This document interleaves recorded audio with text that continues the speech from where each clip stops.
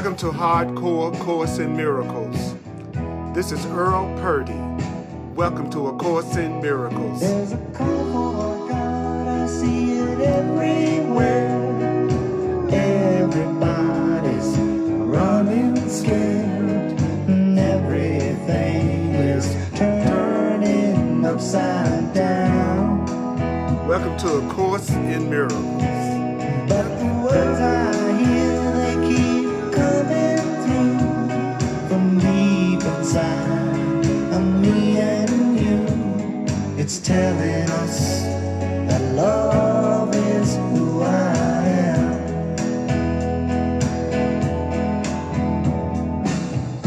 You and me were not that far apart. Yeah, we're beating the same heart. We've been together from the start. Oh yeah. Tell me, can you hear it? Welcome to A Course in Miracles. Tell me, can you feel it? Put your arms around it and know that we are one. Yeah, yeah, we are one. Now let's come together and understand that Christ was born inside of every man. He's waiting for us to choose him as ourselves. When you choose him, you know you choose me too. And everyone becomes a part of you. And then you will know that love is who I am.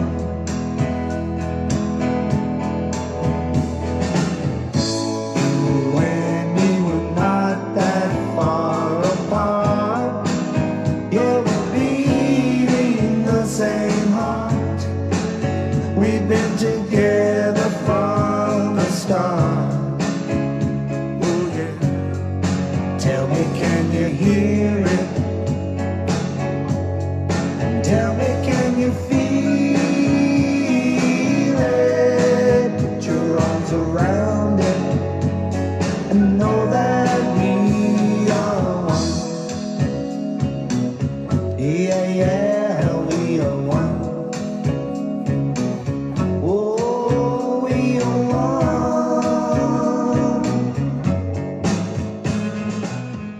one. Welcome to Hardcore Course in Miracles. This is Earl Raj Purdy. This is for Hardcore Course in Miracles students. We're going to go deep. We just finished up with the holiday, Christmas, which the Course says should be merry end of sacrifice. We're going to go deep. I want you to share this video on your timeline right now, if you don't mind. And we are going to, we've got the purpose of remembering what we're hearing. You and me were not that far apart. Yeah, we're beating the same heart. We've been together from the start. Tell me, can you hear it? Tell me, can you feel it? Put your arms around it and know that we are one. You and I, we are one. Oh, we are one. We're going to do the attainment of peace. Yeah, yeah, we are one. We're going to talk about the attainment of peace. Oh, we are one. The attainment of peace. I am you. The attainment of peace. And you are me.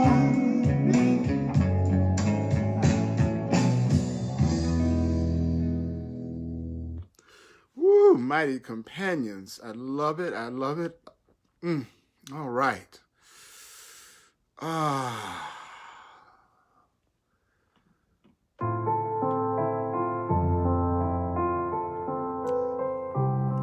It's so good to be with my mighty companions. I love you so much. I love you so much. I appreciate you so much. I'm talking about you.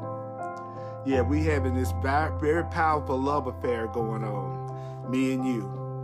Remembering who we really are. Getting in touch with ourselves as love. So we're having a love affair. We're having a connection to each other that's based on the truth of who we are and not on the false ideas that we've been taught by the world. We're live so that we can interact with each other as mighty companions. There's something about the energy being on here live, even though it's great to listen to the post later on. Now, I want you to remember that you don't have to believe the ideas, you don't have to accept the ideas, you don't have to welcome the ideas. Some of the ideas are going to be hard to believe, some of the ideas are going to be hard to believe, some of the ideas are going to be startling, some of them may be hard to believe. You're not being asked to judge and analyze. I do not use my class to analyze the Course in Miracles. I use my class to go deep into hearing what the Course in Miracles is saying, whether we believe it or not. I am a messenger. So my job is to, as best I can, just say what it's saying, not defend it. I've been a student and a teacher of the Course for almost 40 years now, and it's the best. It's been 38 years, and it's been an incredible journey. I tell you, if you really get into the Course in Miracles and you're sincere about it, you're going to get on a journey of love that's going to blow your mind. So we're going to be on the Foundation for Inner Peace version of the Course. We're going to be in chapter 19, chapter 19, chapter 19, chapter 19, the attainment of peace, the attainment of peace, the attainment of peace. Chapter 19, we're going to do section 1, healing and faith, healing and faith. It's on page 398. It's on page 398. It's on page 398 in the Course in Miracles text. Page 398 in the Course in Miracles text. The Foundation for Inner Peace version. So, what we want to do is we want to be able to hear what it's saying, We want to get what it's saying. So I'm going to go through the paragraph. I'm going to go through the paragraph, and then I'm going to go through the paragraph, and then I'm going to go through the paragraph. So here we go. First, I'm just going to read it. We said before that when a situation has been dedicated totally to the truth, when a situation has been dedicated totally to the truth, peace is inevitable. Peace is inevitable when a situation has been totally dedicated to the truth. The attainment of the peace is the criterion by which the wholeness of the dedication can be safely assumed. The dedication can be safely assumed by the attainment of the peace. Yet we also said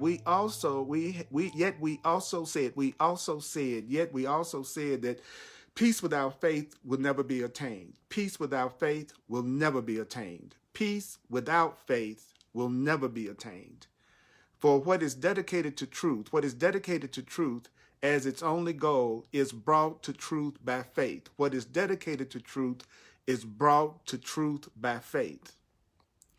This faith encompasses everyone involved. This faith encompasses everyone involved. For only thus that it involves everyone, only thus the situation is perceived as meaningful and as whole. And everyone must be involved in the goal. Everyone must be involved in it, or else your faith is limited. And your dedication incomplete.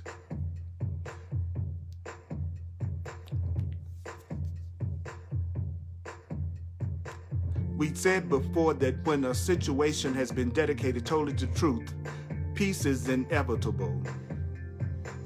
Its attainment is the criterion by which the wholeness of the dedication can be safely assumed. Yet we also said that peace without faith will never be attained. For what is dedicated to truth as its only goal is brought to truth by faith.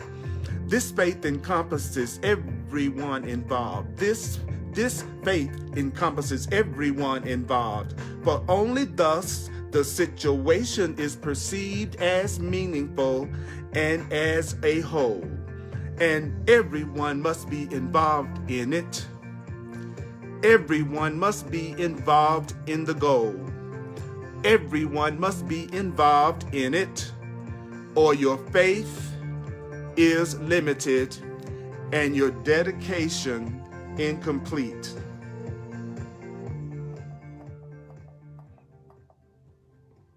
Okay, so that first paragraph, what did it say? What did it say? Well, the first thing that it said is that if you dedicate any situation completely to the truth, it's inevitable that you're going to have peace. So whatever the situation or circumstance is that you're dealing with right now, if there's a situation or circumstance you're dealing with right now, if there's a situation, relationship, or circumstance that you're dealing with right now, what is it that you need to do? You need to dedicate that situation totally to the truth. So take a second to go, I dedicate this situation that I'm dealing with totally to the truth. I dedicate this situation totally to the truth. I dedicate this situation totally to the truth. I dedicate this person totally to the truth. I dedicate this person totally to the truth. If you dedicate a situation totally to the truth, if you dedicate a situation totally to truth, if you dedicate a situation totally to truth, peace is inevitable. You're going to have peace. Did it just say to us, you're going to have peace if you dedicate a situation to the truth totally? Did you hear that? Because remember, my presentations are about hearing it. Did you hear what it said? If you dedicate any situation that you're dealing with totally to the truth, you're going to have peace. It's inevitable that you have peace one day in any situation that you dedicate totally to the truth.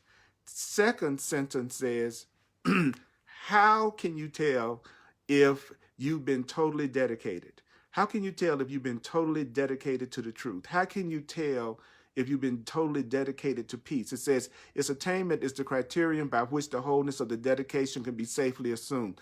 You're attaining the peace, you're attaining the truth.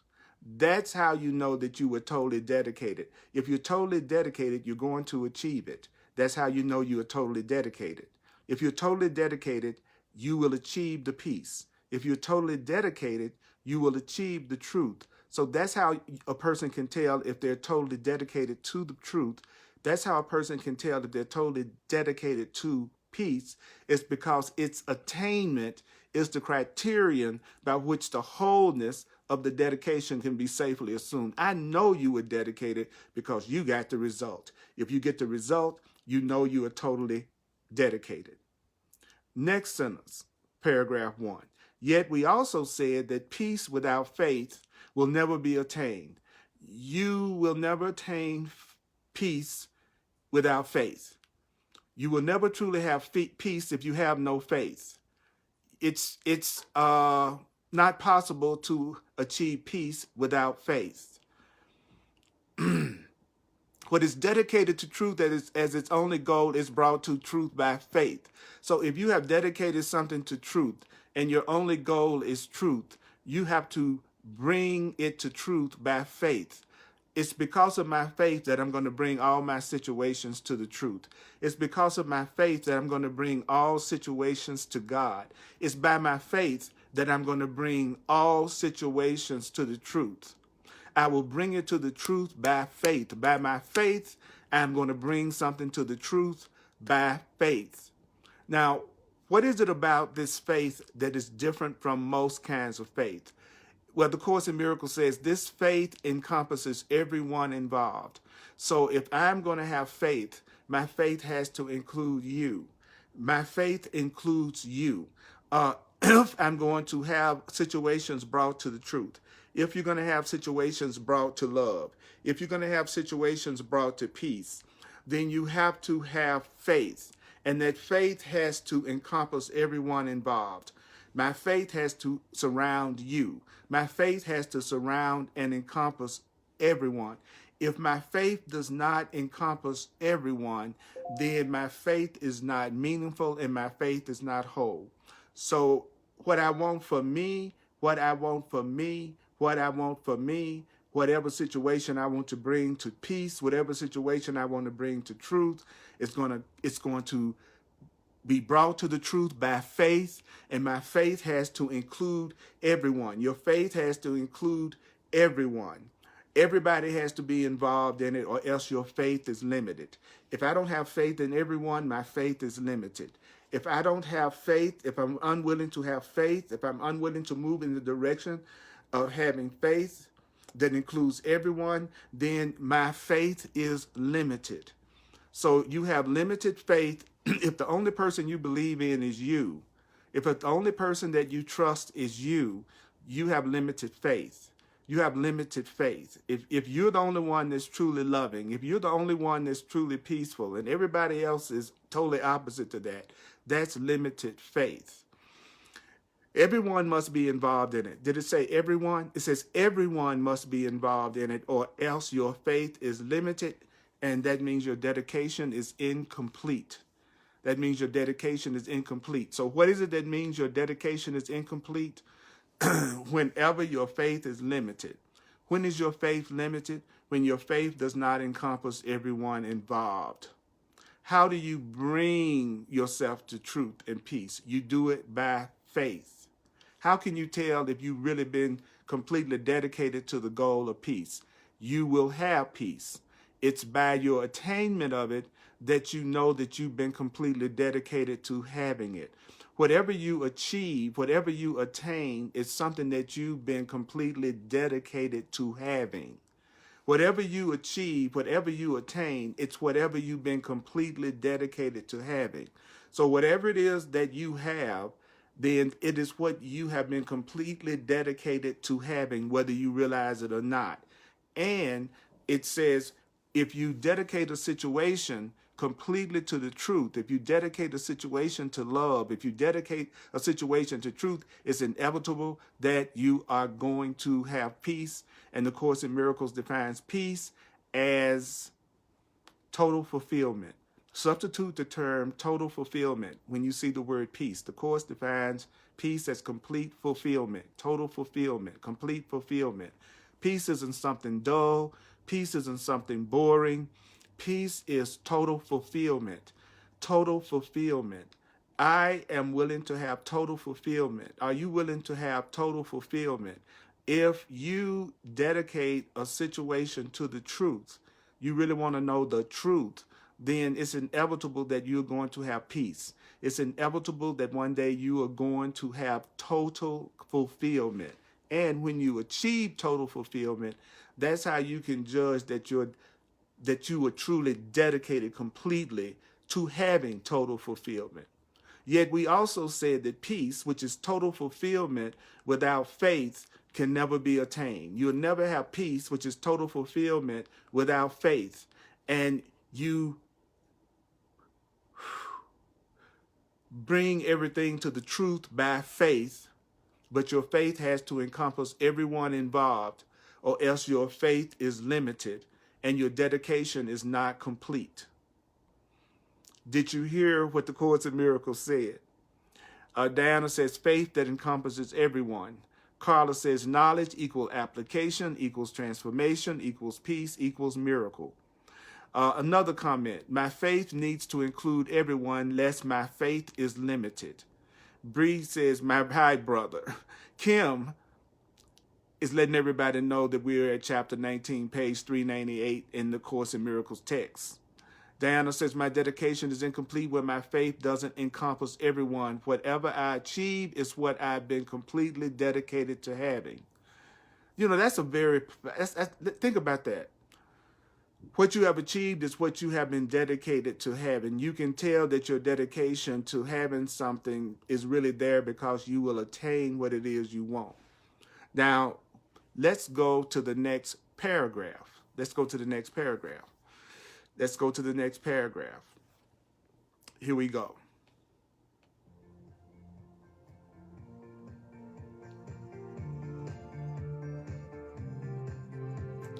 Every situation properly perceived, every situation properly perceived becomes an opportunity to heal the Son of God, to heal the Son of God. Every situation properly perceived becomes an opportunity to heal the child of God. Every situation properly perceived becomes an opportunity to heal the child of God. And the child of God is healed because you offered faith to him. The child of God is healed because you offered faith to her, giving her to the Holy Spirit, giving him to the Holy Spirit, and releasing that person from every demand your ego would make of them. A person is healed because you offered faith to that person. When you offer faith to that person, you give that person to the Holy Spirit. Give that person to love. Give that person to the Holy Spirit. Give that person to love. And release that person.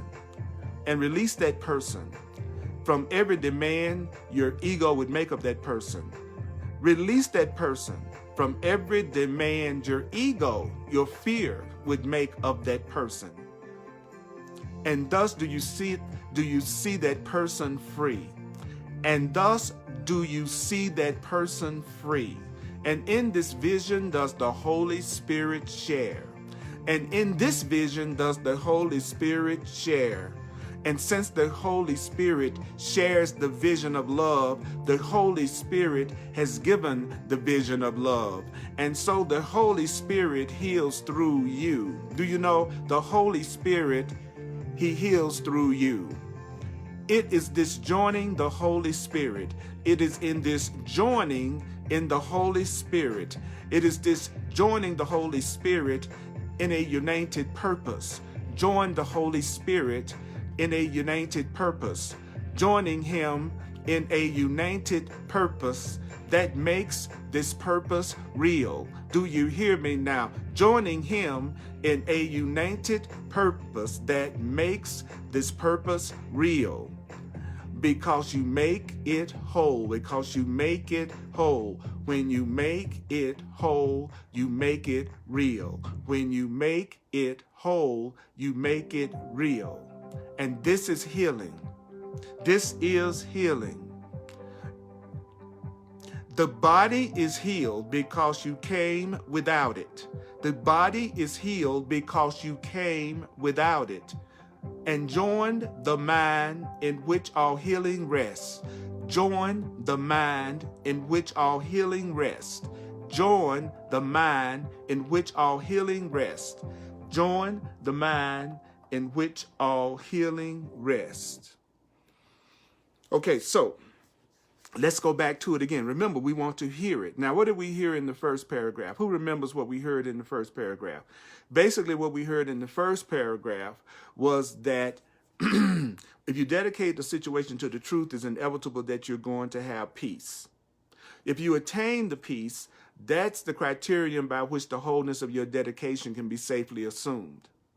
Yet, you will never have peace without faith, and your faith is what brings your goal to the truth, and your faith has to involve everyone, or else it's a limited faith. In paragraph 2, it says every situation. Did it say every situation? It says every situation properly perceived becomes an opportunity to heal the Son of God. So how can you tell if you're seeing a situation correctly? How can you tell if you're seeing a situation properly? How can you tell if you're looking at the situation that you're in properly? How can you tell if you're looking at the situation that you're in correctly? How can you tell if you're looking at a relationship correctly? The Course says a situation is a relationship. So I like to use a lot of the Course in Miracles definitions and substitute the Course in Miracles definitions for some of the words in order to give us new perspectives of what it's saying. So every situation properly perceived becomes what? An opportunity. So if you're looking at a situation properly, if you're looking at a situation correctly, you're going to say to yourself, this situation is an opportunity. This situation is an opportunity. This situation that I'm in is an opportunity. This situation that I'm in right now is an opportunity. Every situation properly perceived becomes an opportunity. Every situation properly perceived becomes an opportunity. So if you're looking at a situation correctly, what will you say? If I'm looking at this situation correctly, I will see it as an opportunity. This situation is an opportunity. This situation I'm in is an opportunity. The situation that I'm in is an opportunity. And you know the situation that I'm talking about. You know exactly what the situation is I'm talking about. It's any situation that's causing you any kind of concern, worry, or upset. I'm talking about any situation that causes you any concern, worry, or upset, or any situation or relationship that causes you any concern or upset. This situation, if you see it properly, it becomes an opportunity. An opportunity to do what? This situation is an opportunity to heal yourself. You are the child of God. You are the son of God. It's not talking about a gender when it says that. It's talking about you. So every situation is an opportunity to heal yourself. Every situation is an opportunity to heal yourself. Do you know that every situation is an opportunity to heal yourself if it's what? Properly perceived. I'm delivering a message. If you're looking at chapter 19 and you're in section 1 and you're looking at paragraph 2, then you'll see that all I'm doing is delivering a message. Every situation, if you see it correctly, if you see it properly, what is it? It becomes an opportunity to heal yourself. It becomes an opportunity to heal everyone. So not only is every situation that you're in an opportunity to heal yourself, every situation that you're in is an opportunity to heal everyone, because everyone is the son of God. Everyone is the child of God. And the child of God, which can include you or anybody else, it says is healed. The child of God is healed because what? The child of God is healed because you offered faith to the child of God. So how do you offer faith to the child of God so that the child of God is healed? How do you offer faith to the child of God so that the child of God is healed? You give them to the Holy Spirit. I offer you faith because I'm going to give you to the Holy Spirit. I have faith in the Holy Spirit. I have faith in you. So I'm going to give you to the Holy Spirit. I'm going to give you to love. What do you do if you want to heal somebody? You offer faith to the person. You give the person to love. You give the person to the Holy Spirit. You give the person to God. Care about the people in your life enough to give them to the Creator. Care enough about the people in your life to give them to the Creator, because no one can handle the situation. Nothing can handle the situation or circumstance that they are in. Nothing or no one can handle the situation or circumstance they're in better than the Creator, God. So what you want to do, if you want to offer faith to me, give me to the Holy Spirit. Give me to the Holy Spirit. And how do you give me to the Holy Spirit? He says, you release that person from every demand your ego would make of him. So you have to release your brother from every demand your fearful mind would make of them. In other words, I'm going to release you from every demand that my ego wants to make on you, my fear wants to make on you. I want to release you from every demand the part of me that wants to control you would make of you. I'm going to release you from every demand that I try to make on you. I'm going to stop making demands on you. I'm going to stop making demands on you. If I release you from every demand that I would make of you, I'm giving you to the Holy Spirit. So how do I know if I'm giving someone to love? How do I know if I'm giving someone to the Holy Spirit? I release them from every demand that my ego would make of them. I release you from every demand that my fearful mind would make of you. I release you from every demand my guilty mind would make of you.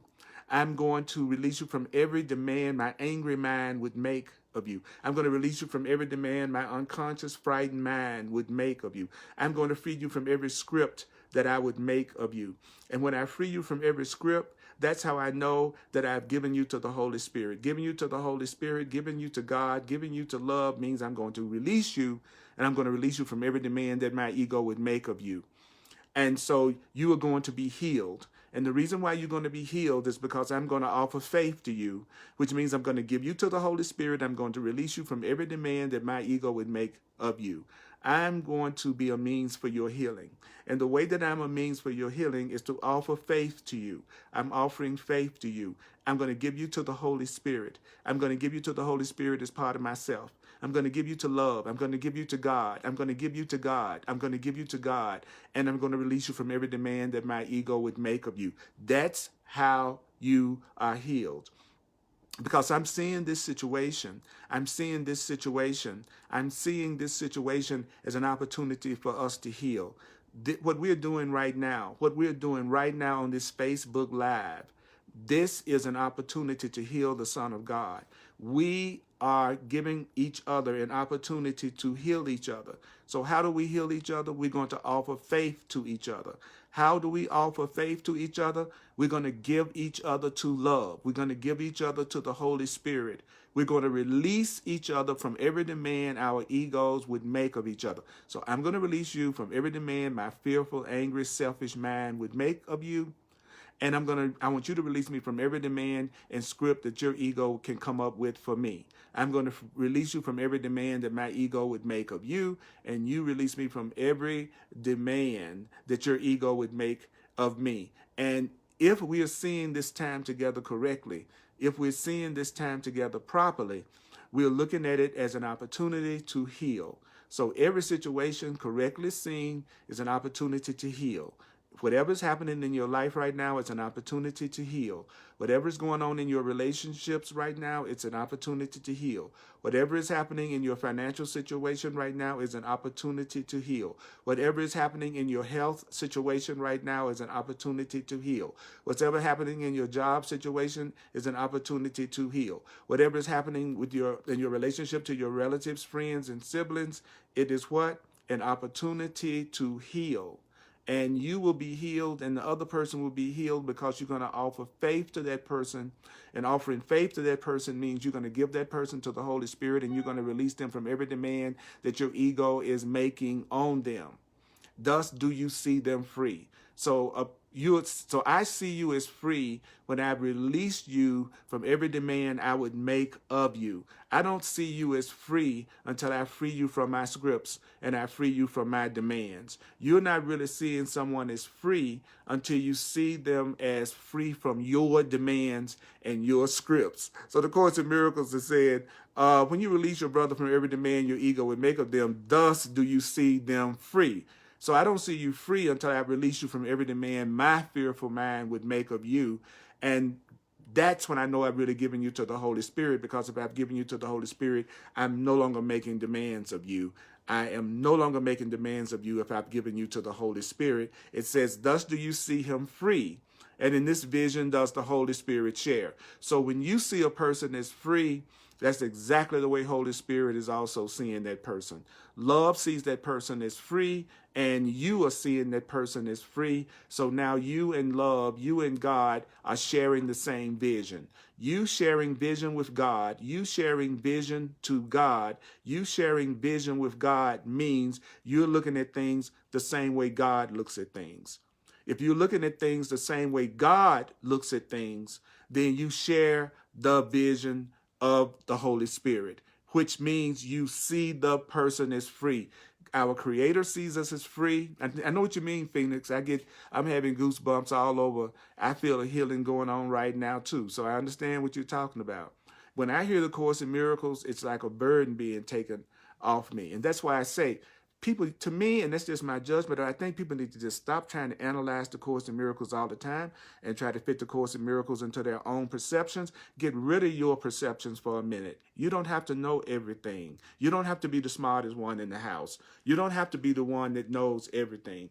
What you have to be is the person that's seeing any situation that you're in as an opportunity to heal, to see every situation as a chance to give faith to a person. You're giving faith to a person when you give the person to God. You release the person from every demand that your ego wants to make on them. And when you release a person from all your demands, that's when you are seeing that person as free.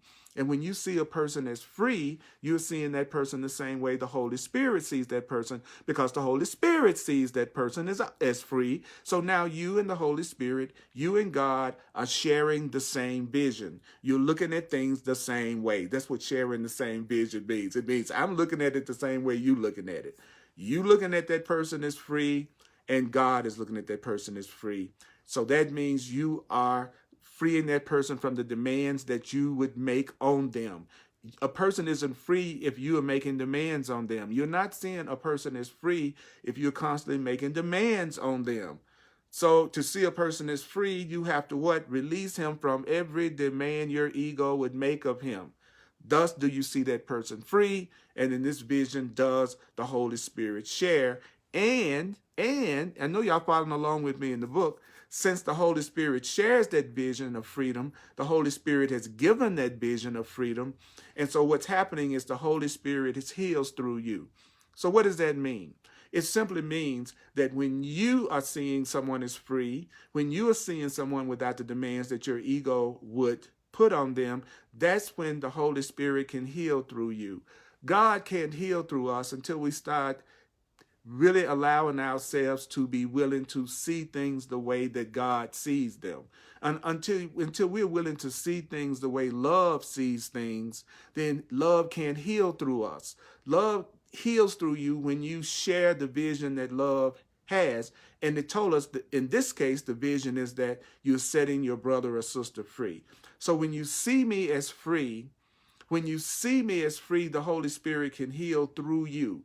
You can be used for healing. You can be used for healing if you are looking at things correctly. In order to really be used for healing, be willing to look at things correctly. What does that mean? That means I'm going to look at everything that's happening in my life as an opportunity. I'm looking at everything in my life correctly when I'm looking at everything that's going on in my life as an opportunity. Everything that is going on in your life is an opportunity. Everything that is going on in your life is an opportunity. Everything that is going on in your life is an opportunity. Everything that is going on in your life is an opportunity.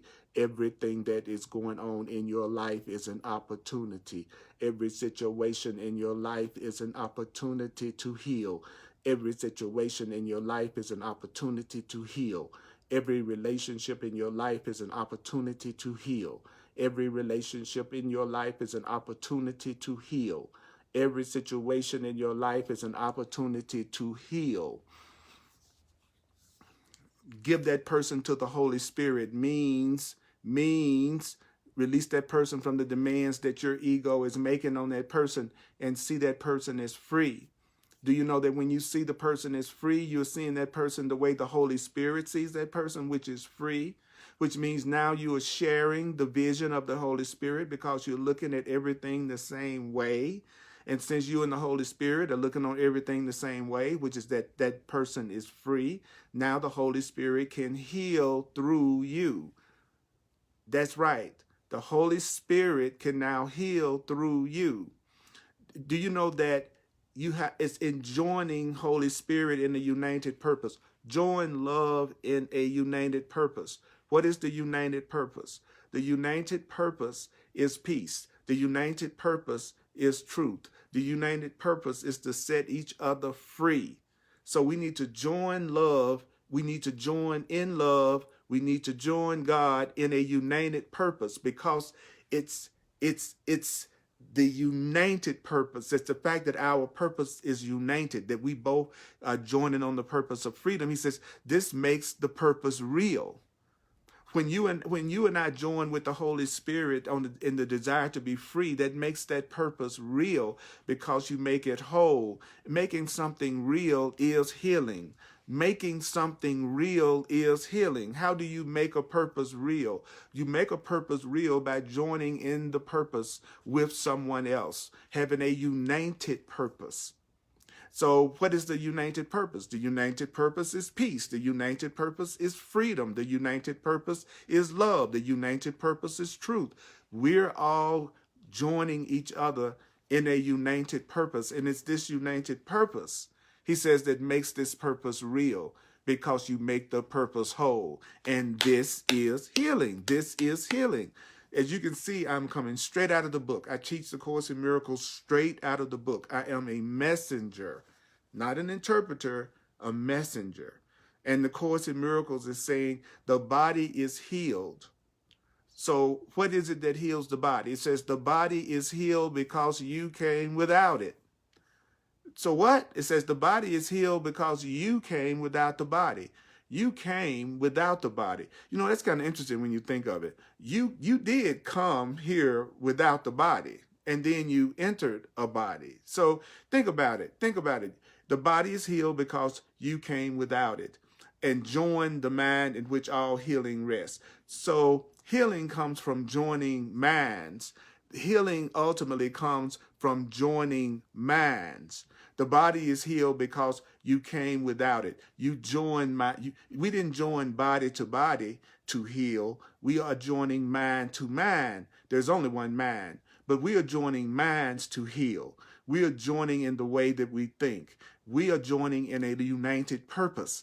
Us joining in a united purpose, us joining in a united purpose to free each other, us joining in a united purpose to have truth with each other, that is coming without the body. That's not making the body necessary in terms of healing and joining minds. So what heals the body is a joined mind. Joined minds heal the body. Joined minds heal the body. Did you hear me? Joined minds heal the body.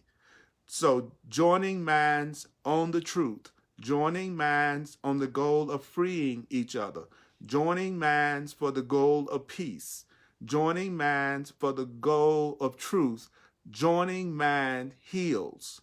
So if you want to heal the body, join the mind in the purpose of freedom and truth and peace.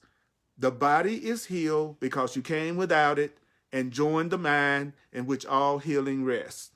Bree says, wow, everything going on in my life is an opportunity to heal. Harlan says, I release you, brother. Phoenix says, I share the vision of the Holy Spirit. I include my brother and sister in this healing. Diana says, the united purpose sets us free.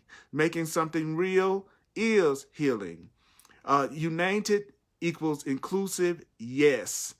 Healing comes from joining minds. Joining minds heal the body. Healing comes from joining minds. Joining minds heal the body. Healing comes from joining minds. Join minds heal the body. Healing comes from joining minds. Join minds heal the body.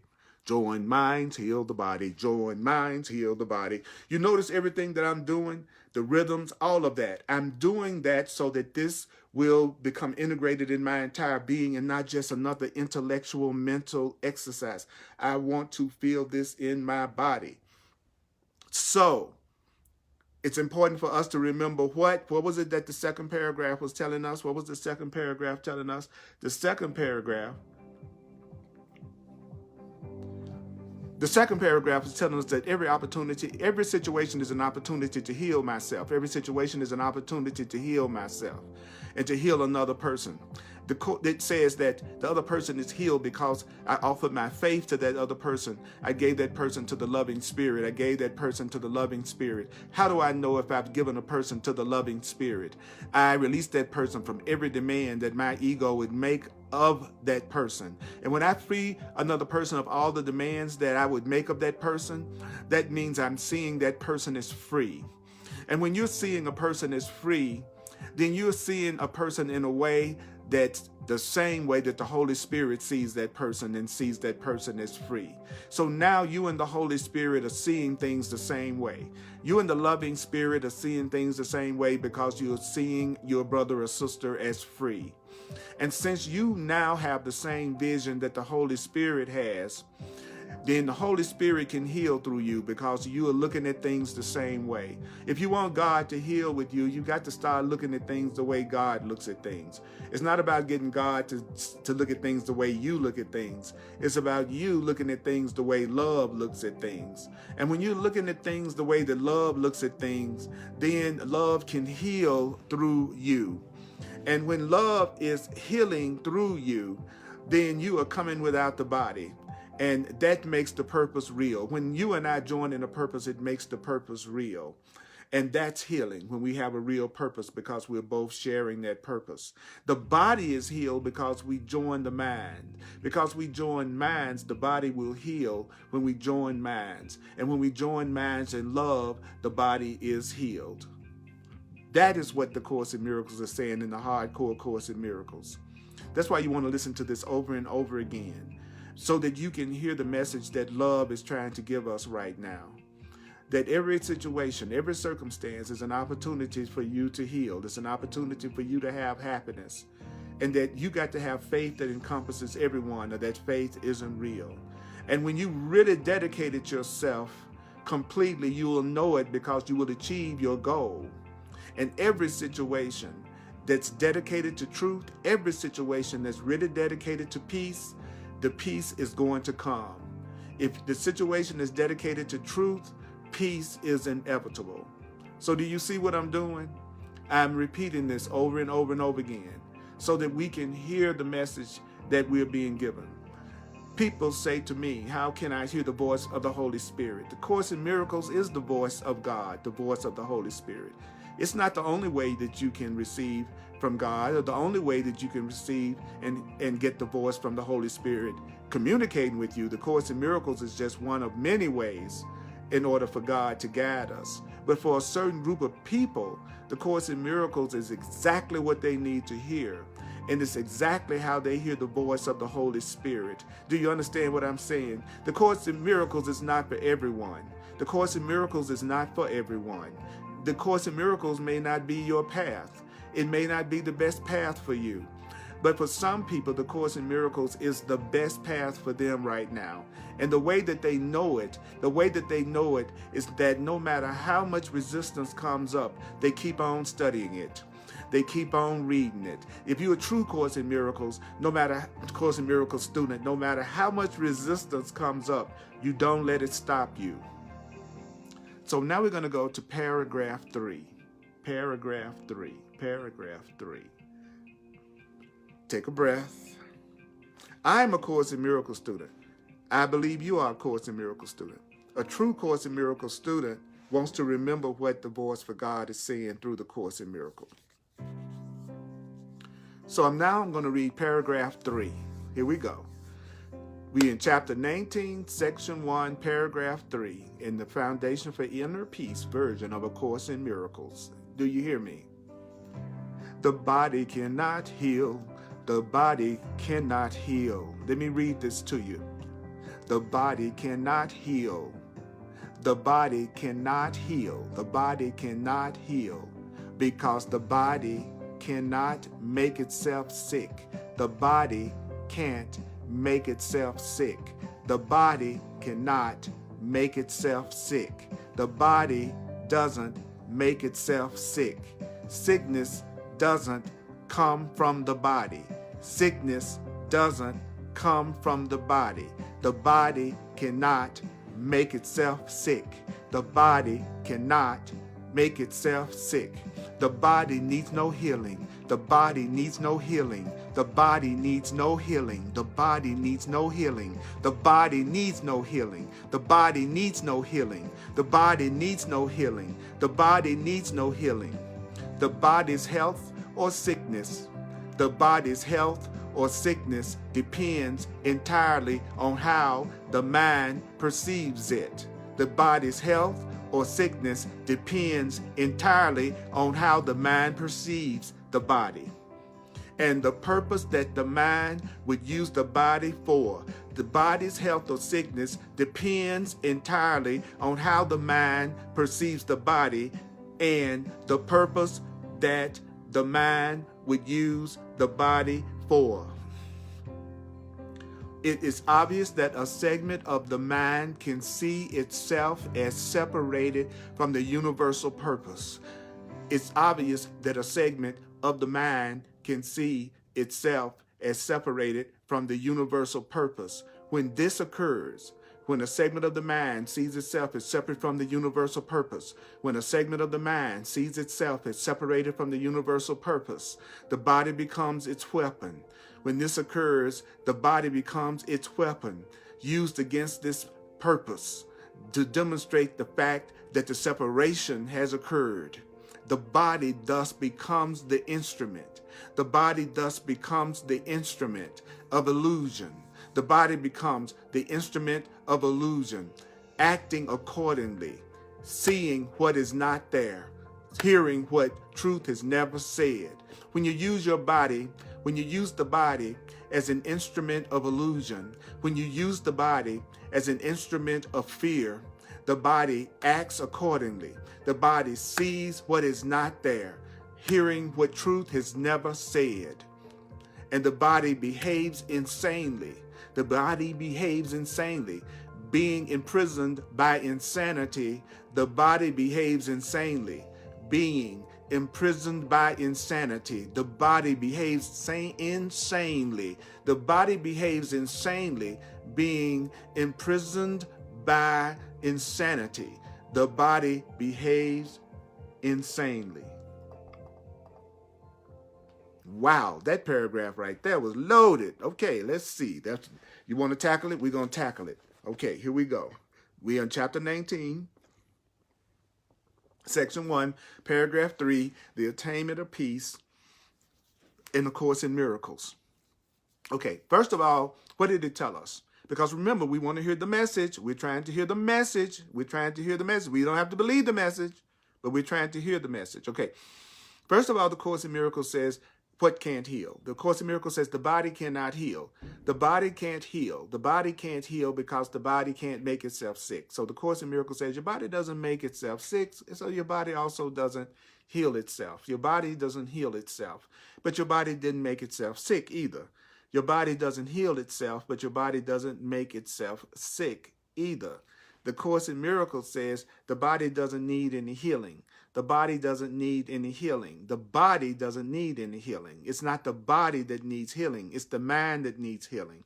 It's not the body that needs healing. It's the mind that needs healing. And when the mind is healed, it heals the body. When the mind is healed, it heals the body. Now, what would be an example of having a healed mind? An example of having a healed mind, based on what we've been told this evening, would be for you to see each situation in your life as an opportunity to heal. That would be healing your mind, because that's a correct perception. Every time you tell yourself something that's true, that heals your mind and heals your body. So what could you tell yourself that's true? That every situation is an opportunity to heal. That every situation is an opportunity to heal. That every relationship is an opportunity to heal. Then it says the body needs no healing. Paragraph 3, the body needs no healing. The body needs no healing. The body needs no healing. What does that mean? What do you mean the body needs no healing? What do you mean the body needs no healing? Well, it says its health or sickness depends entirely on how the mind perceives it. So the health of your body is determined by how your mind sees your body. The sickness of your body depends entirely on how your mind sees your body. So your body's health and sickness depends entirely on how you see it. Your body's health depends on how you see your body. Your body's health depends on how you see your body. Your body's health depends on how you see your body. If you see your body as sinful, if you see your body as ugly, if you see your body as guilty, if you see your body as weak, if you see your body in a negative way, if you see your body in a fearful way, then the body's health or sickness depends entirely, did it say entirely? Entirely on how the mind perceives it. And it depends entirely on the purpose that the mind would use the body for. So the health of your body depends on the purpose that you use your body for. The health of your body depends on the purpose that your mind uses your body for. The health of your body depends on what you're using it for. The health of your body depends on what you're using it for. The sickness of your body depends on what you're using it for. There aren't but two things you can use your body for. And what are those two things? You can only use your body to extend love, or you can only use your body to extend what is not love. You can only use your body to extend love, or you can only use your body to extend fear. So the health of your body depends on the purpose for which you would use your body. Your body's health depends on the purpose that you want to use your body for. Your body's sickness depends on the purpose you want to use your body for. But it's not your body that needs healing. It is not your body that needs healing because it's not your body that can make itself sick. It is not your body that can make itself sick, so the body cannot heal. So the Course in Miracles is saying the body can't heal, the body can't make itself sick, the body doesn't need to be healed. The health of your body depends on the purpose you want to use your body for. The health of your body depends on the purpose you want to use your body for. The sickness of your body depends on the purpose you want to use your body for. So do you want to use your body to serve love and the universal purpose and freedom and peace? Or do you want to use your body to serve separation, guilt, anger, and fear? It says, it is obvious that a segment of the mind can see itself as separated from the universal purpose. It's obvious that a part of you can see yourself as separate from God's purpose. It's obvious that there's a part of you that can see yourself. There's a part of you that can see itself as separate from the purpose of love. It's obvious that a segment of the mind can see itself as separated from the universal purpose, which is love. It's obvious that there's a part of us that doesn't have the purpose of love. It's obvious that there's a part of us that doesn't always have the purpose of peace. It's obvious that there's a segment of the mind that can see itself as separated from the universal purpose. Listen to the message. It's obvious that there's a part of the mind, that you have a part of your mind that can see you as separate from God's purpose of love. When you see yourself as separate from God's purpose, when the part of the mind sees itself as separate from the universal purpose, then it uses the body. It uses the body as its weapon used against this purpose. When you see yourself as separate from the purpose of love, then your body is going to be used to demonstrate the fact that your separation from God and love has happened. If you see yourself separate from God's purpose, you're going to use your body for a purpose that is not God's purpose. You're going to use your body to demonstrate the fact that you're separate from God. The person is going to use their body to demonstrate that they are fearful, that they are guilty, that they are separate. If the part of your mind that thinks you're separate from the universal purpose, the part of your mind that thinks that you are separate from God's purpose, that you are the opposite to God's purpose, the part of your mind that sees itself as separate from the purpose of love, that part of your mind is going to use your body to try to demonstrate the fact that the separation from God has happened. There's a part of your mind that's trying to use your body to prove that you are separate from God. There is a part of your mind that is trying to use your body to prove that you are separate from love. There is a part of your mind called the ego that is using your body to try to demonstrate the fact that separation from God has happened. There's a part of your mind that is trying to use your body to prove to you that you're separate from happiness, separate from God, and that you're separate from everybody else. There is a part of the mind that sees itself as separate from God's purpose. When that happens, the body becomes its weapon used against God's purpose to demonstrate the fact that separation has happened is going against God's purpose. God's purpose is oneness. The ego's purpose is separateness.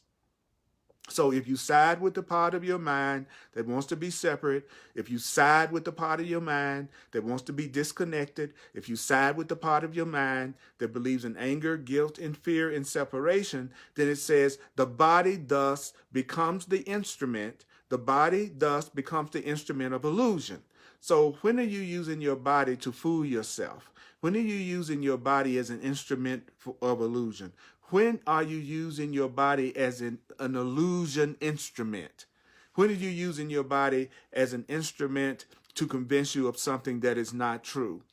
The Course says when your body is being used by your ego, when your body is being used by fear, when your body is being used by your mind for a purpose that is not God's purpose, when you're using your mind for any purpose that is not God's purpose, then your body becomes an instrument that is used to keep you in the illusion. It sees what's not there, which is a separation from God.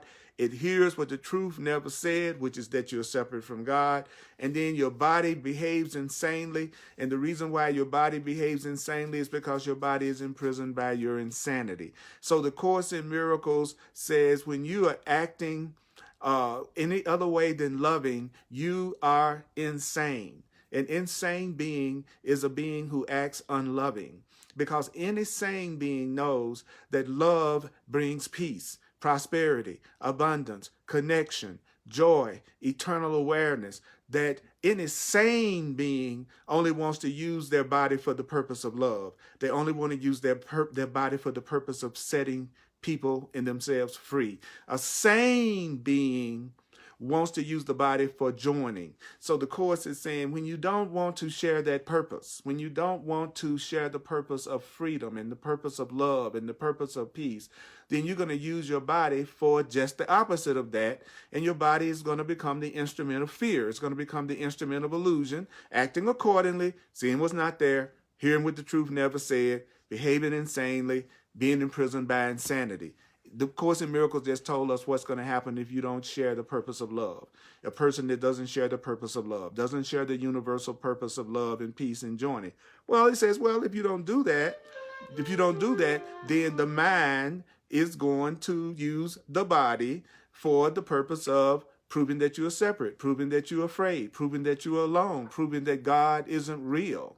So either you're going to use your body for the purpose of God and truth and love and freedom, or you're going to use your body for the purpose of fear and anger and separation. And if you do that, that will determine the health or the sickness of your body. So the health or sickness of your body is dependent on what you use the body for.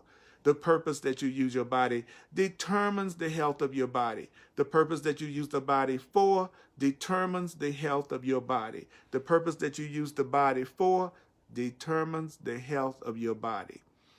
If you use your body for any other purpose other than God's purpose, which is love, then your body becomes an instrument of illusion, and it starts to show you things that are not true, and it starts to behave insanely because your body is imprisoned by an insane mind.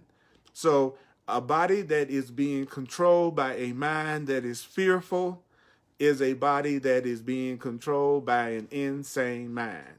A body that's being controlled by a mind that thinks it's separate from God, that's a body that's being controlled by an insane mind.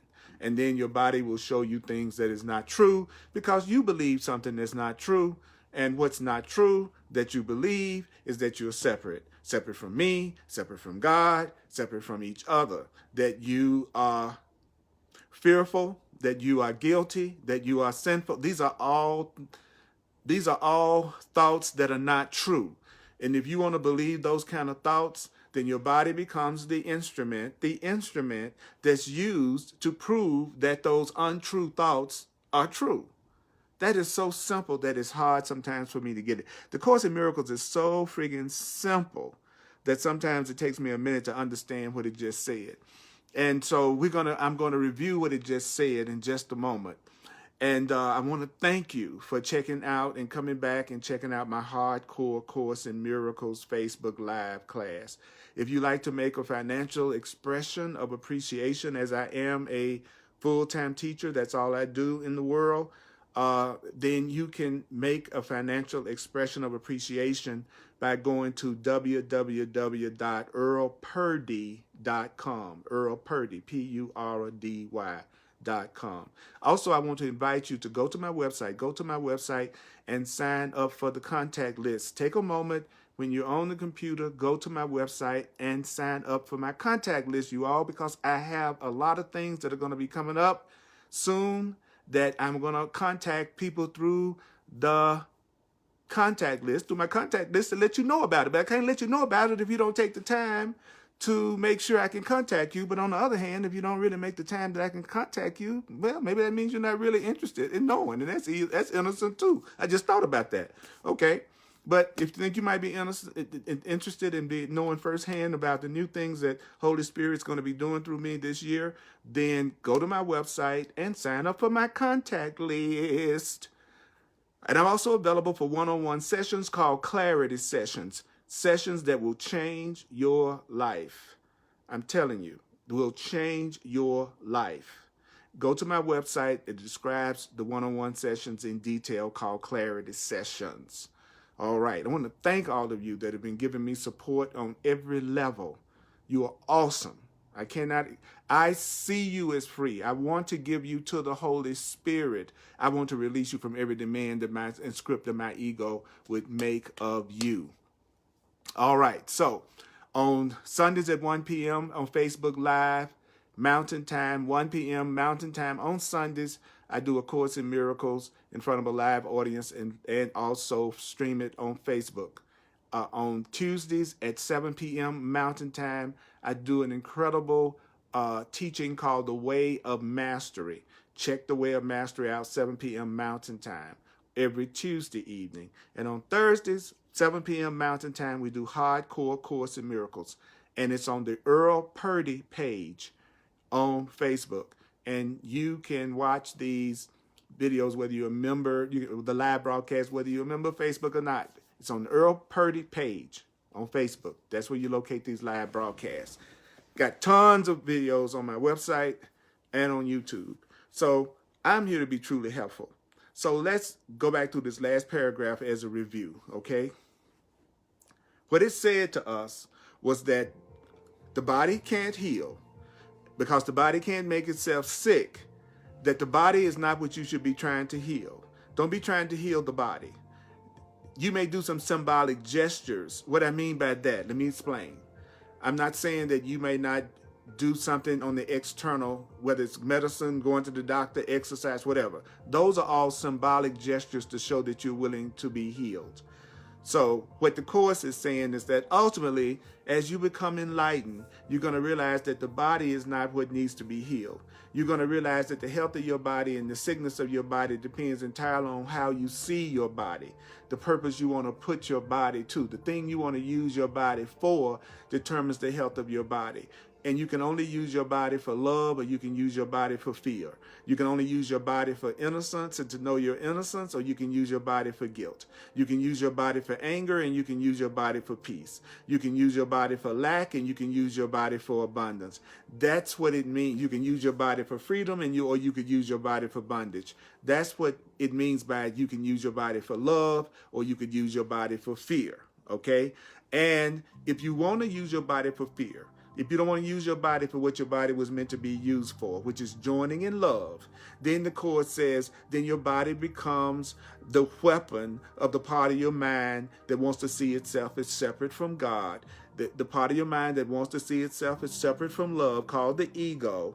The ego is going to use your body to demonstrate to you that you're separate from God. It's going to try to give you some temporary pleasure. Your ego is going to try to give you some temporary pain in order to convince you that you are really separate and that you are really separate from God. So if you don't share the universal purpose, then your body is going to become a weapon used by your ego to try to demonstrate that the fact that you're separate from God has happened. And when that happens, your body becomes the instrument of illusion. So what do we mean when it says your body becomes the instrument of illusion? Well, your body starts to see what's not there. For instance, your body begins to see separation and fear. Your body hears what the truth has never said. All of a sudden, you're hearing all the things that the world teaches, which are the things that the truth has never said. And then you begin to behave insanely. You begin to attack, or you begin to get angry and sometimes feeling good. All of those things are things that the body experiences when it's behaving insanely. And when a body is behaving insanely, it's a body that's being imprisoned by insanity. So you don't want your body to be imprisoned by insanity. So how can you tell when the body is imprisoned by insanity? It acts insane. You see what's not there, fear and separation. You hear what the truth has never said, which is that you are guilty and sinful or not enough. And then your body starts to behave insanely because your body has been imprisoned by fear. This is some you're right, Dana. This is some simple, potent truths. Okay, so here we go. Take a breath. I want you to listen. Take a breath. I want you to listen. Take a breath. Take a breath. When you When a situation has been dedicated totally to the truth, it's inevitable that you have peace. When you achieve peace, that's how you know you've been completely dedicated to having peace. You're never going to have peace without faith.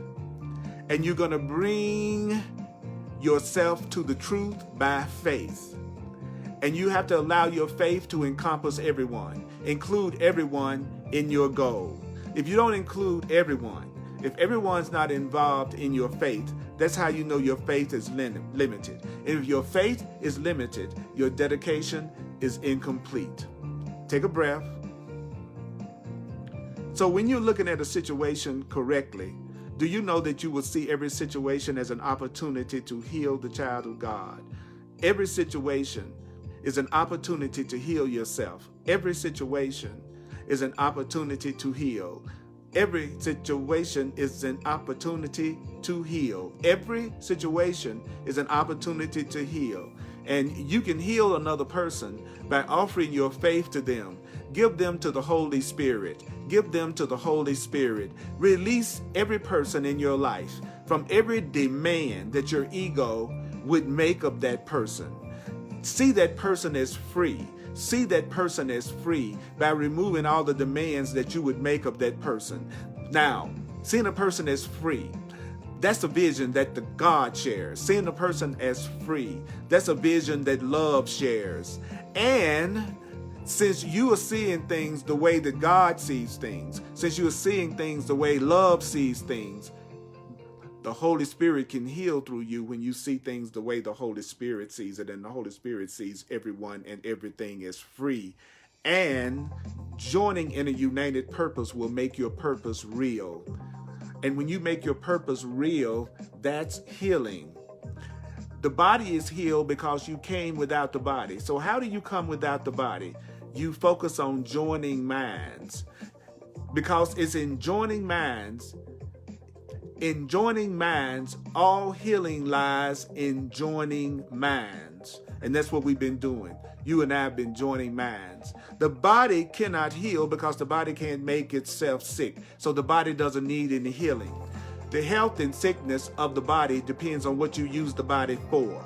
The health and sickness of the body depends on what you use the body for. And if you decide you're not going to use if you decide that your purpose is not going to be God's purpose, if you decide that your purpose is not going to be love, if you decide that your purpose is not going to be freedom, then that part of your mind that wants to go against the will of love, the will of God, the ego then uses your body. It uses your body to demonstrate that the separation from God has occurred. And when your ego is using your body to make you think the separation from God has occurred, then you will start to see things that aren't really there. You'll start to see separation, fear, anger, resentment, sickness, poverty. You'll see those things through the body's eyes because there's a part of your mind that doesn't share the purpose of God. And that part of the mind that does not share God's purpose, the part of your mind that does not share God's purpose, the part of your mind that does not share God's purpose is called the ego. It's called the ego. And that part of your mind will use your body as a weapon against God's purpose. And it will try to prove to you that you are separate from your good, that you're separate from your abundance, that you're separate from love. And that part of your mind is trying to prove to you that you're just a body separate from God.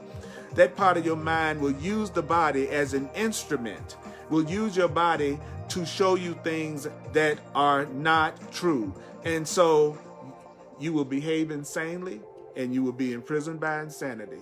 But remember, the health of your body doesn't come from your body. It comes from how you want to use your body and for what purpose you want to use your body.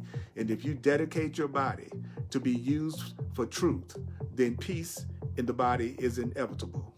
Mighty companions, I love to hear what the Holy Spirit said through me.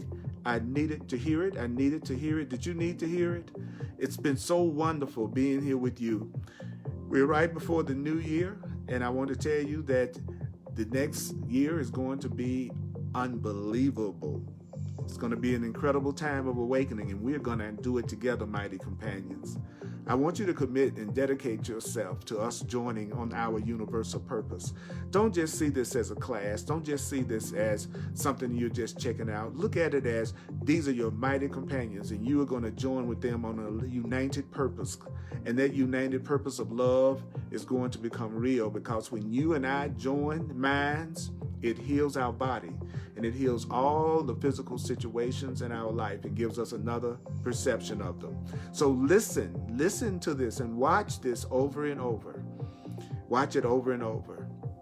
And give yourself a clarity session with me. Give yourself that gift. Give yourself that gift. Mighty companions, I love you. Thank you for your communication. Love you too, Phoenix. Love all of you. Thank you, Renew. I feel your love. I hope you feel mine. And guess what? May the course be with you. Love you too, Kim. Love you, Sheila. You are awesome. Mwah.